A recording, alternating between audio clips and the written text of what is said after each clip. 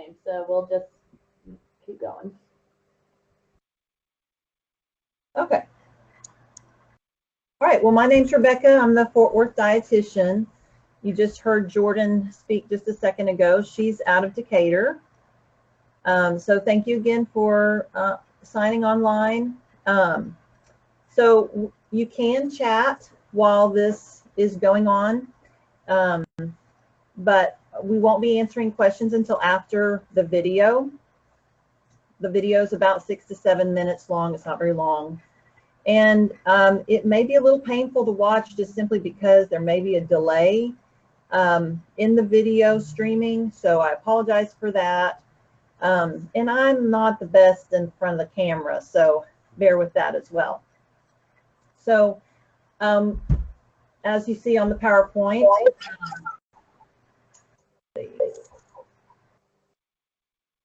the first rules for shopping will be make out your meal at home. You'll want to have all the ingredients that you'll need, and definitely eat before you go. So that's going to help you not make those last minute purchases sometimes, or heat of the moment purchases. So you'll want to shop mostly on the outer perimeter of the store, and that's just along the inside wall, and that's where you'll get the freshest foods. So here's a list of some things that can be on your list, like lean meats, low-fat dairy, complex carbohydrates, whole wheat grains and breads, non-starchy fresh vegetables. Limit your fruits, and we'll go over that in the video, and watch for your sodium intake. And 1 to 2 tablespoons of fat a day, and that's going to include your salad dressings, any kind of oils, butter, things like that. All right, so let me get to the video. Take out of this.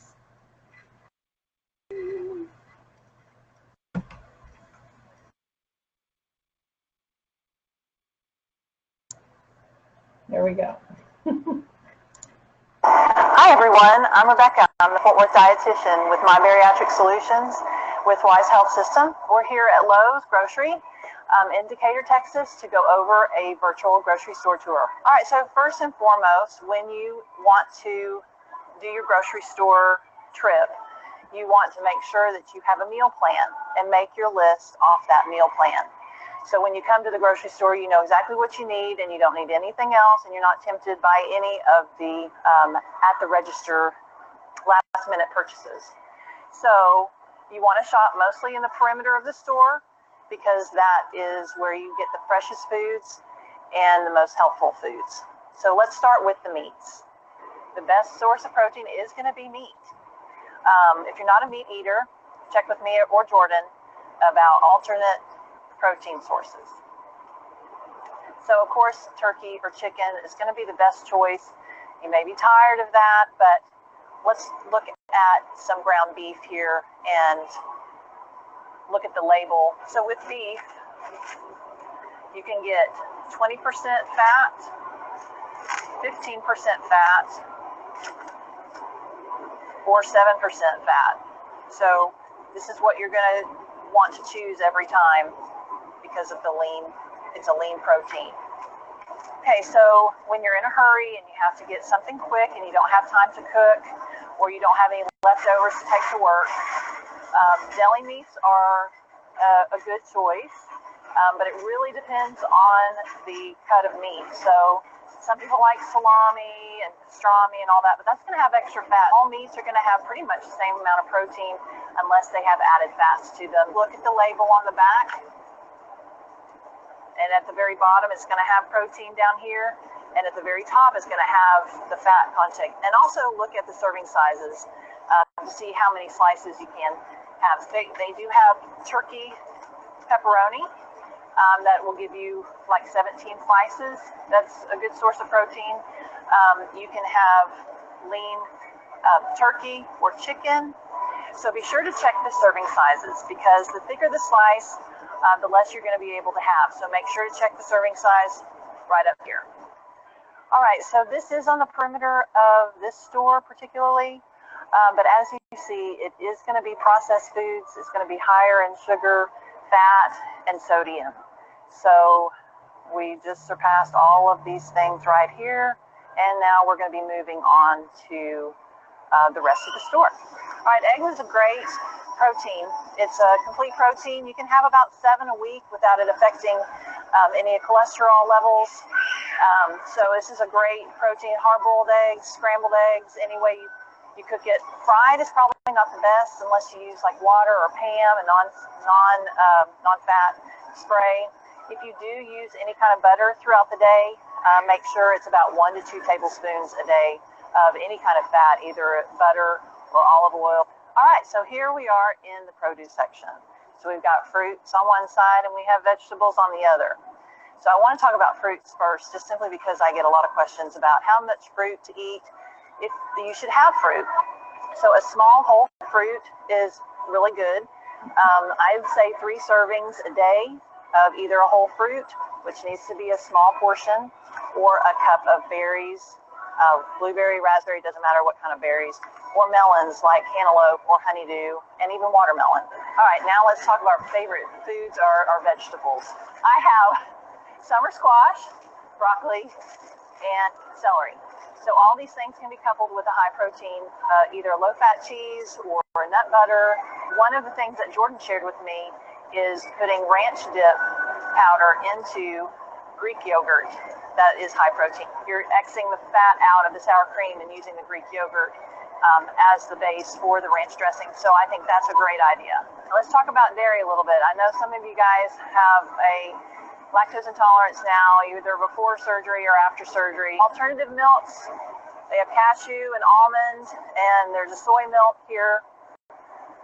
The soy milk is going to be more like milk with the protein content.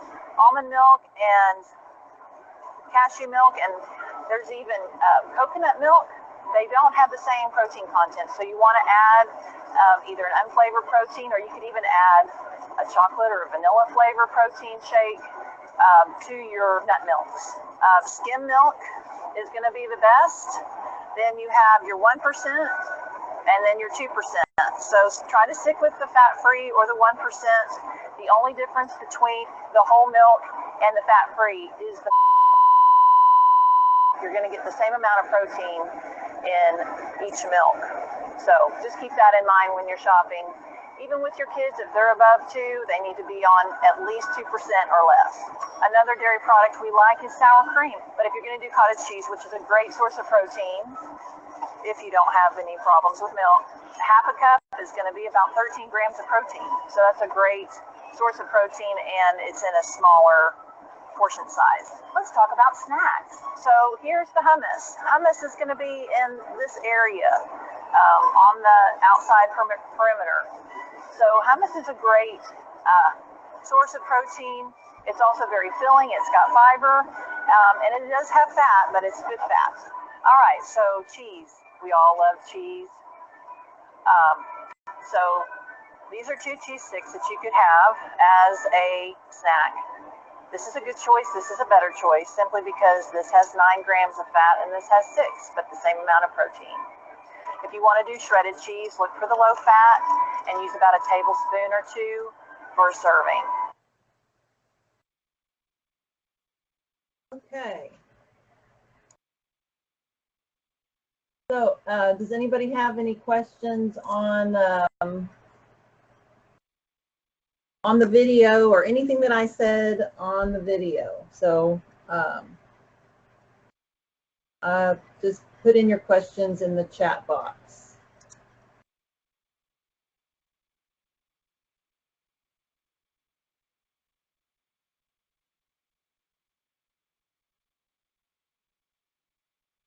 Not yet. All right, so I do have a nice list of non-starchy veggies. I think I get questions about this as well. This is not an exhaustive list, of course, but there's quite a few on here to choose from. And I try to choose recipes to put on the website and on our newsletter that will incorporate some of these vegetables, because sometimes they just don't taste good, right? So you want it to taste good. You want to enjoy your food, bottom line. Measuring is important, especially right after surgery, just to kind of get an idea of, you know, you've gone from eating what you regularly eat to these smaller portions. So picking up some scale or some measuring cups, measuring spoons, smaller portion plates, like salad plates, using that as your main course plate, buying little spoons and forks, like baby spoons and baby forks, just to get in the habit of taking smaller bites. I think that's another issue with that I have questions about. So these are some typical serving sizes as far as what cooked vegetables should look like, how much, and this is for further along when you have already met your protein goal, your water goal every day consistently. Then you can add these things on. You may have a half a cup of cooked vegetables on your plate, but after you eat your protein, and you may not be able to eat a whole half a cup, but you know, you can work towards that.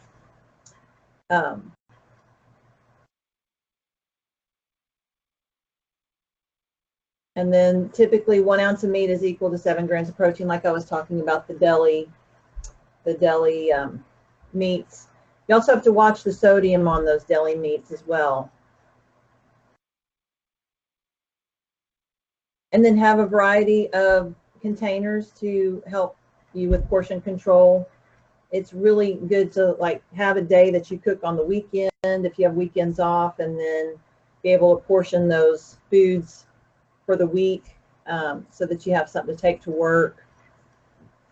Even your snacks, as you see, these really small ones are good. And then these are the other tools here. The Instapot is very popular. It's fast, and you'll have home cooking quickly. And the air fryer also, I've heard, is a really good tool to have when you have those cravings for fried food. And these are the portion plates that we actually sell these at the office. I think they're either $12 or $10. So those are kind of nice. They have where here's your protein, and then adding your vegetables and carbs over here. And this is Jordan. Jordan and myself. This is Jordan here, myself. So please call if you have any questions about anything. We love talking about food, and we love our patients and want to help. So I also have another PowerPoint that I'd like to share, which... Real quick, Rebecca. I'm sorry? Really quickly, we do have a question.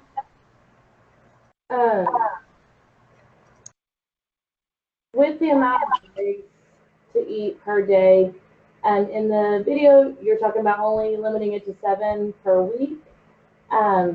Is it okay to eat more than that, eating like 2 to 3 eggs a day?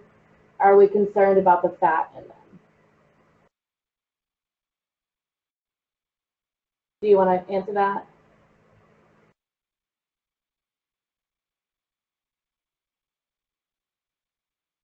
Rebecca? Let me mute you. So the question is if you can have more than 7 a week. So I would just keep up with your labs, and if it starts to trend up, your cholesterol or triglycerides start to trend up, there's new evidence coming out that it's not, the eggs are not affecting cholesterol. It typically is something that you're born with. So, but like I say, it's new evidence coming out with that. I would stick around 7. if you have 10 one week and 7 the next and 12 the next week, I would just continue to keep your blood work appointment, keeping up with your appointments and having your blood drawn to check that out. And if you do start having a problem, maybe to decrease the eggs, but I wouldn't have 20 a week. Does that help? Yes. Yeah, I know there's research about eggs and cholesterol at this point, and what I've seen mostly is like you can have somebody who eats 35 eggs a week, and those people don't necessarily, they may have excellent cholesterol, but somebody who only eats like 7 eggs a week, they may also have elevated cholesterol. So a lot of that is based on genetics, and it's not necessarily related to eggs. And you have to take into consideration everything else that you eat in your diet. A lot of animal products have a lot of cholesterol in them, so eggs would just be a sole source. And whenever you're post-bariatric surgery and you're following a high-protein diet, there's a good chance you're going to be taking in a lot of foods that are higher in cholesterol. So eggs are a really good source of protein, and if that's something that you do well with, I would say to make sure that you are continuing to consume them. Like Rebecca said, though, you just want to make sure that you're watching your labs. Okay. We had another question on what foods are best for B vitamins. If you're having issues with vitamin B making you break out, what would be good options of vitamin B1 containing foods, so thiamine containing foods?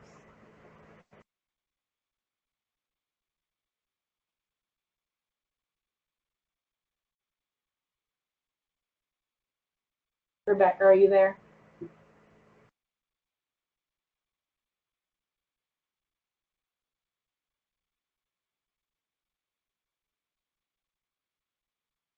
So some good thiamine containing foods would be things that are fortified and enriched foods. So it's found naturally in like pork and some meats. It's going to be found in your whole grain foods, brown rice. Dairy products contain thiamine. There's a lot of different food options you can eat. We can send you a specific list of some different options too, of foods that are specifically higher in thiamine as compared to other foods. But typically you're going to see like pork, fish, seeds, nuts, things like that are going to be pretty high in thiamine. It just may not be in the quantity that you need to get the thiamine in that you would be getting from a vitamin specifically. Rebecca, do you have anything to add? Yeah, sorry, I had lost my window. I had lost my window and I couldn't get it back up, so I apologize for that. I agree with what Jordan was saying, that fortified foods will have your B vitamins. I would be curious on what kind of breakouts you have. I know that some people get the niacin flush where you take your B vitamin and you get this like red neck and your face turns red and it's red for, I don't know, a few minutes and then it goes away. That's completely normal. So B vitamins are water soluble.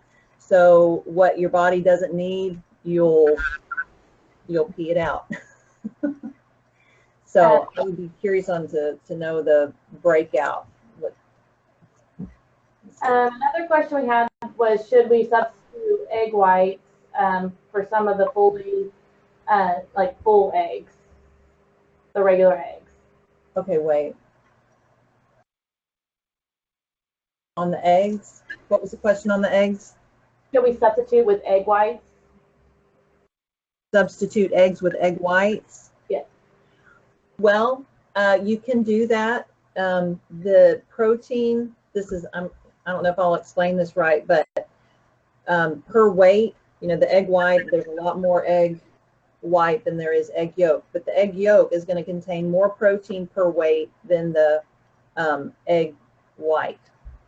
So yes, you can use just egg whites, but you're going to not get as much protein, so that means you'll have to eat more egg whites But the yolk has so much good stuff in there. There's choline, there's the yellow color of the yolk. That's actually from vitamins that are good for our eyes. There's all kinds of good things and we need cholesterol. So I'm sorry, I'm going off on a tangent. I hope that answers your question on the egg whites. One other question we had was, what should your carb count be for the day? So we, as far as, it depends on how far you're out on things, as far as surgery, how far out you are from your surgery date, but typically we don't encourage counting carbs. So if you're getting, because typically protein, your protein goal is going to, for women, it's going to be at least 80 grams or more, and for guys, 100 grams or more. So if you're getting that much protein and you're getting all your water in, at least 64 ounces of water in, then and you're sticking with non-starchy veggies, you really shouldn't have to count your carb.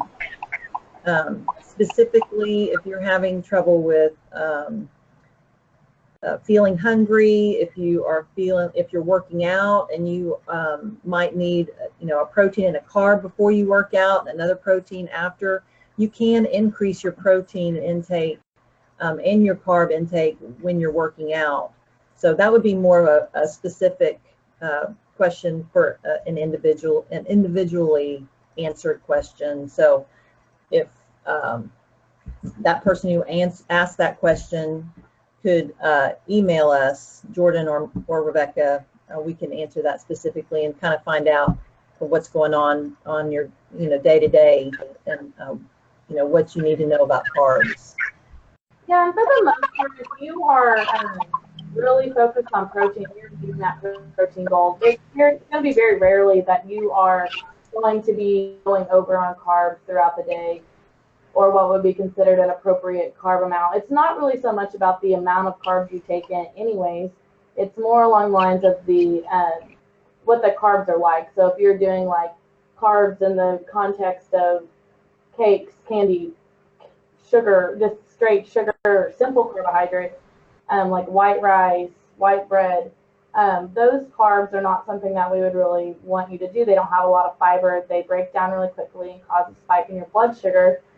But I'm completely fine with you eating carbohydrates like fruits or whole grains, things like that. And I think you should eat those things, especially when you're doing a lot of exercise.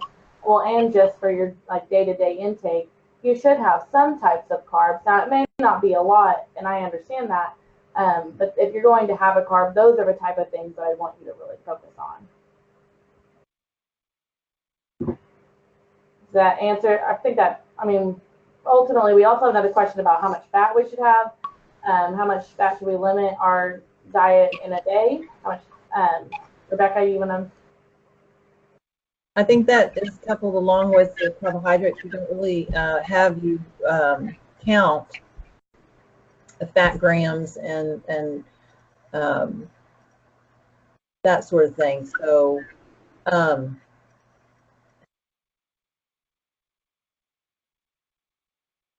sorry, I was reading trying not to consume more than 20 carbs a day. So ultimately, our bodies, we need carbs for our brain to work. And so if our bodies are not receiving carbohydrates, our bodies will make it from the fat and the protein that we eat.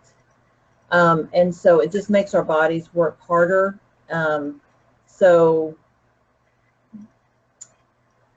I guess what I'm trying to say is I would not go that low on carbohydrates. We can talk about it though. If you if y'all want to keep food logs, that's definitely something that we encourage you to do. And then we can definitely look at you on an individual basis, because those are not blanket statements. Choosing your protein, carb, fat goals, those are not something that's one size fits all.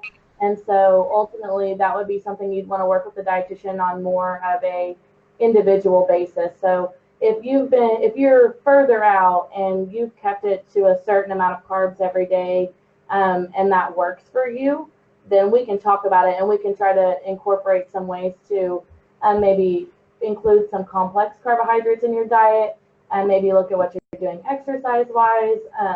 There's some different ways that we can look into that, but as for the fat part, I think it goes along the same lines as where you should definitely try to focus more on healthy sources of fat. So I mentioned earlier about cholesterol and how you're, whenever you're eating a lot of high protein foods, a lot of those are going to be meats. There's a lot of cuts of meat that are going to be higher in fats. So ultimately, when it comes to the protein sources, I'd like for you to choose lean meat. So chicken, fish, things like that. Now there's good sources of fats too. So if you were to do like a fatty fish, that's going to be a healthy source of fat. And then like the nuts and avocados, olive oil, those things are all good sources of fat. So it really just depends on the kind of fat that you're taking in. That's what we'd really be looking at. But there isn't a number for everybody that's the same. There's also, I don't know if everybody knows about it, but we have a Bariatric app that you can go and log in on your, log your food. It's kind of like MyFitnessPal, but it also has a pie chart, and it'll show you how much protein, how much carb, how much carbohydrate you're having, and that's kind of nice to see too, of what you're actually getting each day. And we can also look at that if you log in with our number 31302. It's Bariatric 31302. Then we can actually go online and look at your food log and see how you're doing. And if you have, I believe we can actually chat through there. Isn't that right, Jordan? Not really chatting. It goes to info@mybariatricsolutions.com. So we'll get the messages that you send. It's more like an email that we'll respond to. So that is a really excellent app. I have a lot of patients that use that, and it's really nice for me to be able to keep up with their food logs and the suggestions on a more frequent basis, as opposed to me telling you to keep a food log for X number of weeks and then having to review the whole thing and you make the changes all at once. So it has been a really helpful app, and I think patients have really liked using it. It also has timers for slowing down your eating, not eating and drinking at the same time. So it's really helpful for bariatric patients. And it's helpful for bariatric patients, dietitians as well. I'm not a good water drinker, and I use the app. I log my food, and I use it for water because I'm not a very good water drinker. So I think it's great. And somebody just shared that it connects to a Fitbit, and that's excellent. I did not know that it does that. So that's a really nice perk of that app as well. Oh, that's excellent. Yes. Does anybody else have questions before we move on?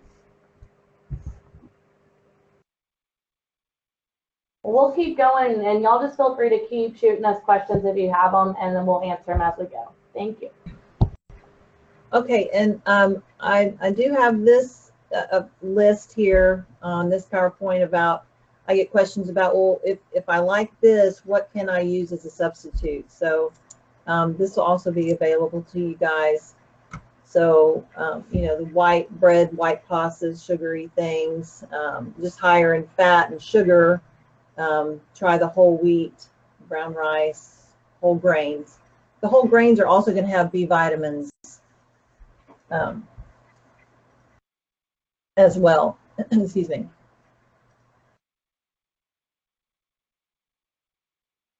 And then these artificial sweeteners. Stevia is also a good alternative to those artificial sweeteners if you have problems with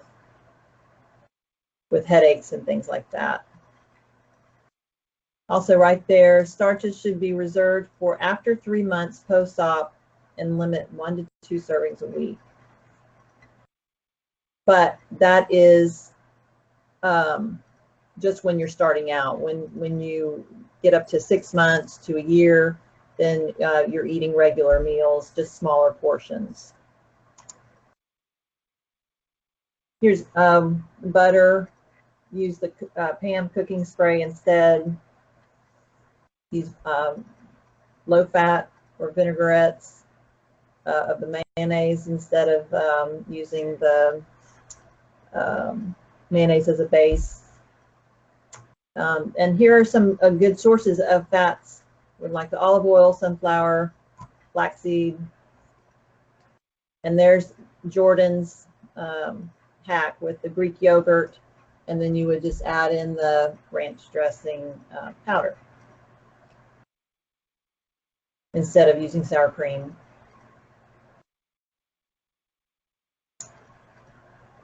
And then the way you're preparing, the way you're cooking your foods are also going to matter. So grilled, broiled, boiled, those are going to be a better choice than frying, breading.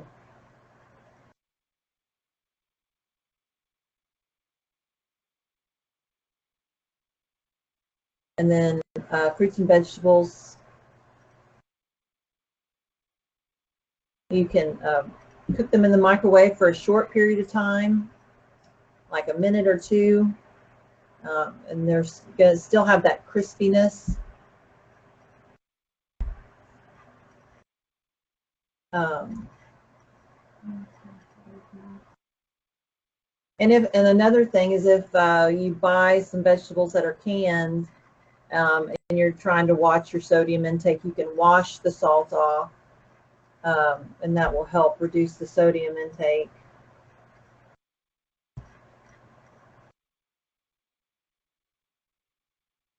And that's it. Like I say, all those things will be available to you again online on our website. Does anybody have any questions about anything at this time?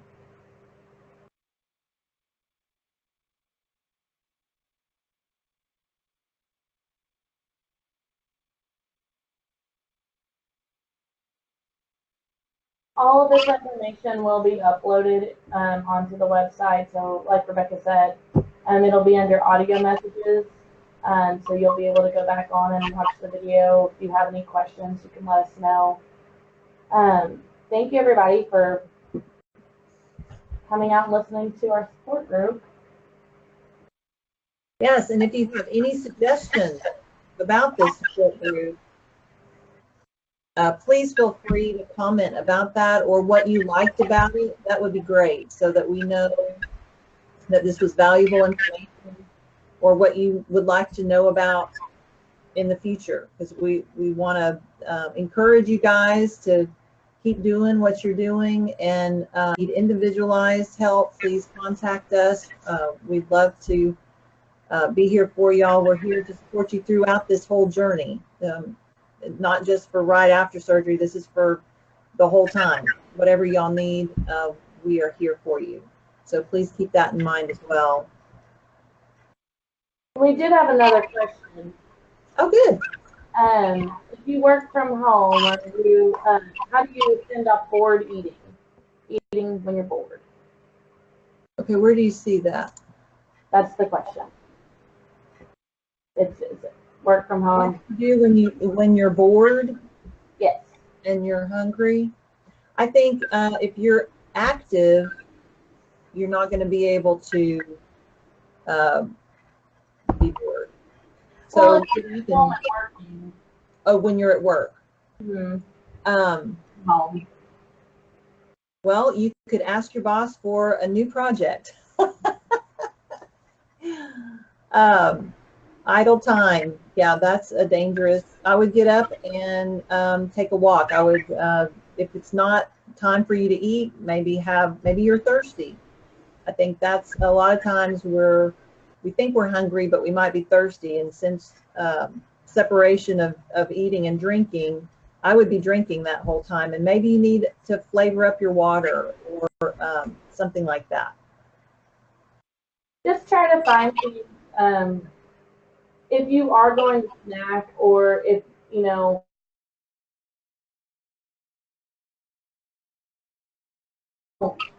foods around your house that would lead to like really grazing. So like if you buy nuts and you use that as a snack, when you get the big container of nuts, portion them out into little baggies. Utilize those timers that are on your, you can set a timer for 3 hours, and then I know that it doesn't really help necessarily with if you're just like mindlessly eating, but if you just really try to pay attention to your cues whenever you do eat and try to keep things like in bags or like a giant jar of peanuts or things like that away from your workspace or when you're watching TV or anything like that, because that whole hand to mouth action is just really, really easy to do, and it's very mindless. So if you pre-portion your snacks, try to keep, all of those things out of your work area. That might help you in that scenario. I know if you're just working on a computer or doing something like that, it's hard to do anything else because you're technically at work. But I would just keep healthy snacks around the house and make sure that they're pre-packaged to your portion sizes that you're going to be eating, just so that you're also avoiding grazing. We don't want to encourage that either. Any other questions?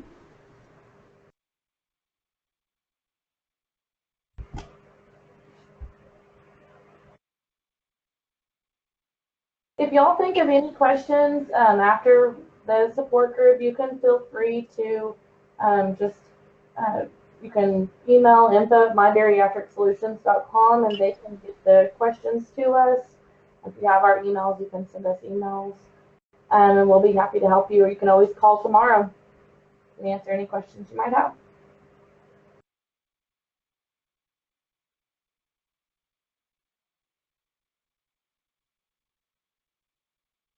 Does anyone have anything to share that they might have done that has helped them, that could help somebody else?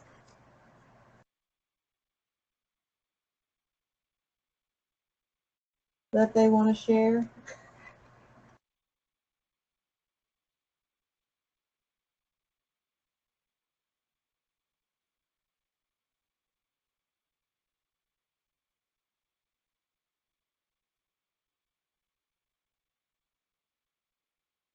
All right, everybody. Well, thank you so much for logging on tonight. And we will talk to you soon. Y'all have a good night.